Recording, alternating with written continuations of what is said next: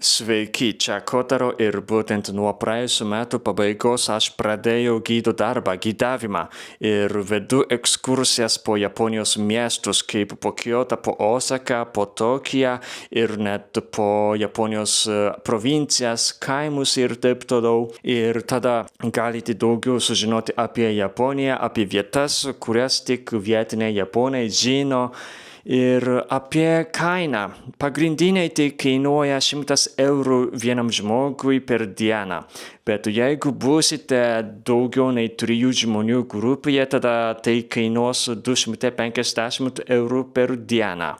Na tada, jeigu norite gido Japonijoje, tada man parašykite asmeniškai žinutės per Instagramą, Facebooką arba net elektroninį paštą. Galite rasti video aprašyme ir aš laukiu jūsų žinutės. Ir per mano gidavimą galite daug daugiau galite sužinoti, pamatyti Japoniją. Ačiū. Na, sveiki, kaip gyvenate, čia Kotaro ir dabar esu prie Osakos geležinkelio stoties ir šiandien aš jums ketinu parodyti Japonijos užupį. Aplink Osakos geležinkelio stotį yra verslo rajonas, todėl aplinkui yra daug tokių aukštų pastatų. Čia aplinkui dar yra daug aukštų pastatų, bet eidamas šiuo keliu visiškai kiti vaizdai pasirodys. Ir būtent čia yra Japonijos užupio dalis ir ten rašoma japoniškai Nakazakicho. Na, tai yra Japonijos užupis dabar. Ir čia aplinkui daug lieka tokių senų pastatų. Tai dėl to, kad būtent Osakoje antrojo pasaulinio karo metu dauguma miesto dalis buvo bombarduota, bet ši dalis, Osakos Nakazakicho dalis, būtent nebuvo bombarduota, paprastai išvengė bombardavimą. Na, todėl čia aplinkui lieka daug tokių senų pastatų ir šitas pastatas yra medinis.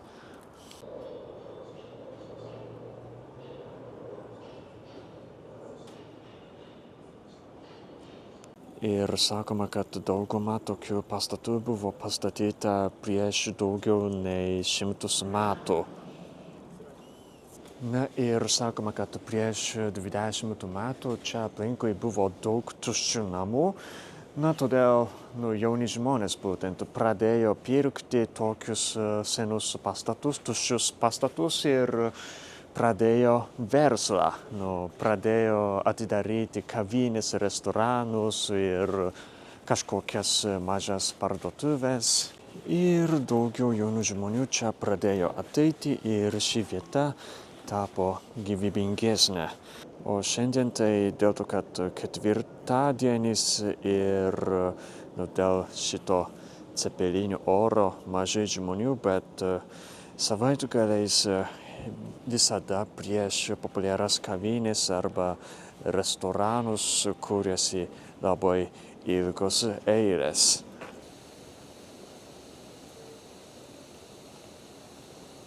O būtent ši vieta labai atrodo kaip užupis.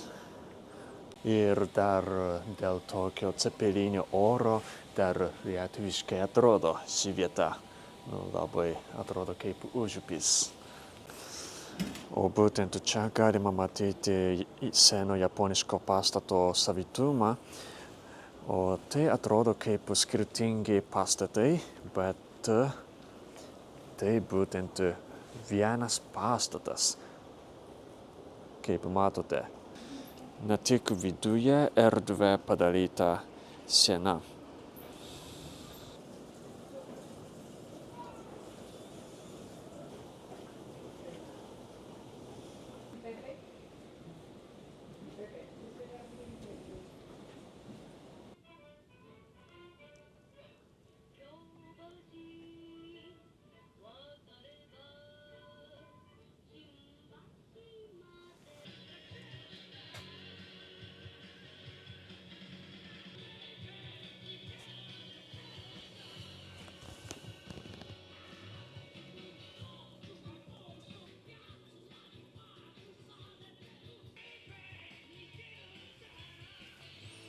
O būtent šitoje parduotuvėje, kur parduoda retro stiliaus dalykus, galima buvo matyti, kad ten anksčiau buvo sena, bet buvo išgriauta.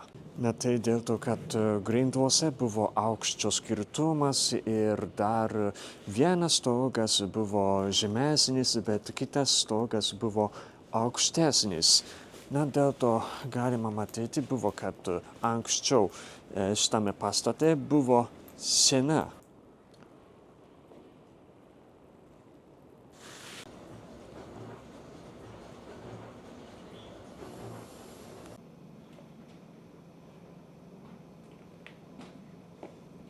O būtent ten yra kavinė ir pradėjo veikti 2001 arba 2002 metais. Ir būtent šitos kavinės šeimininkas yra kaip pionierius. Jis pradėjo tam atidaryti kavinę ir po to kiti jauni žmonės irgi pradėjo atidaryti įvairias parduotuvės, kavinės ir restoranus.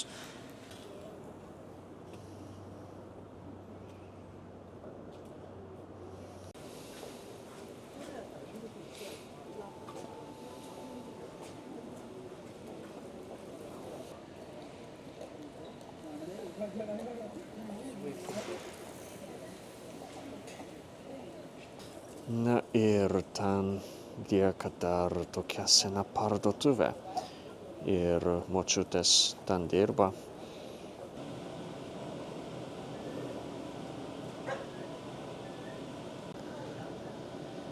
Šis pastatas irgi dalijasi vienu stogu.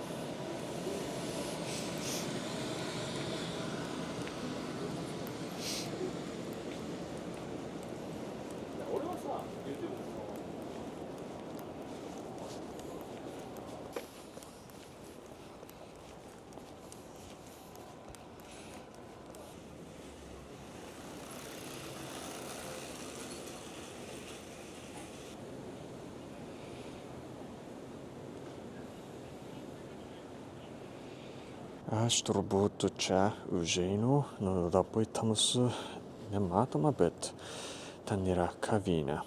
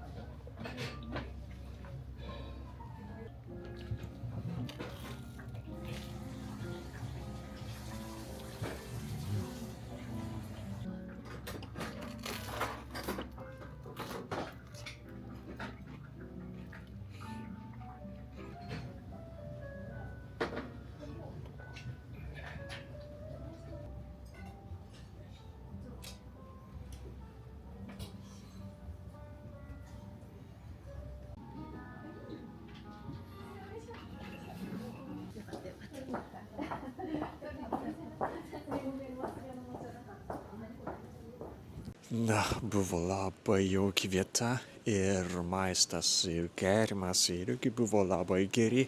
Man labai patiko. Aš labai rekomenduoju šitą kavinę.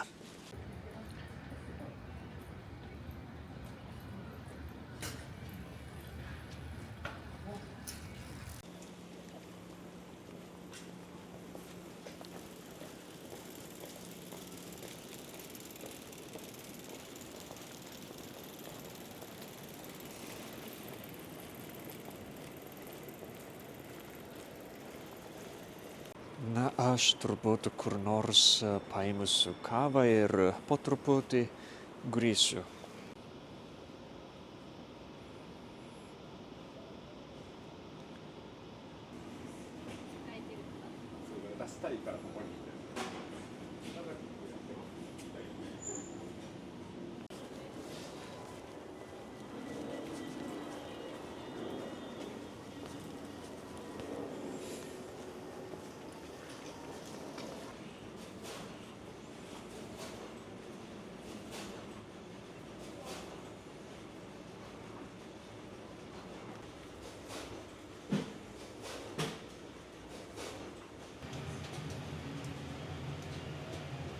dabar jau daug kavinių yra uždaryta, bet tam šita kavinė buvo atidaryta, AIM vadinasi, ir tam paėmiau kavą.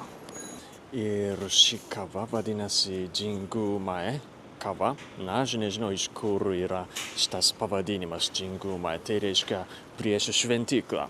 O būtent tai labai gražus puodukas. Nu, ir tai... Nu, būtent tai labai skanu, labai.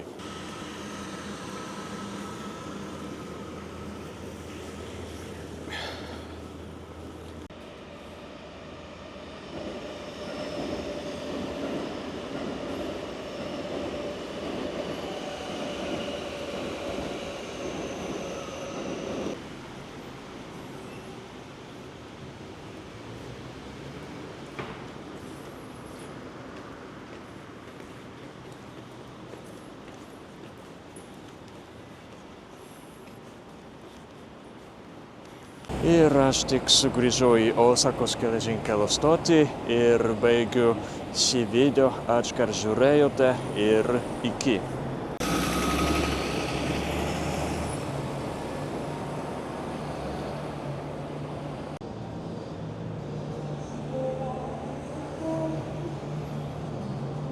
Sveiki visiems! Neseniai pradėjau YouTube kanalo narystę ir įkėlusiu labai daug video iš Japonijos ir tada galite sužinoti ir išmokti daugiau apie Japoniją. Na, todėl prisijunkite prie mano YouTube kanalo narystės. Ačiū!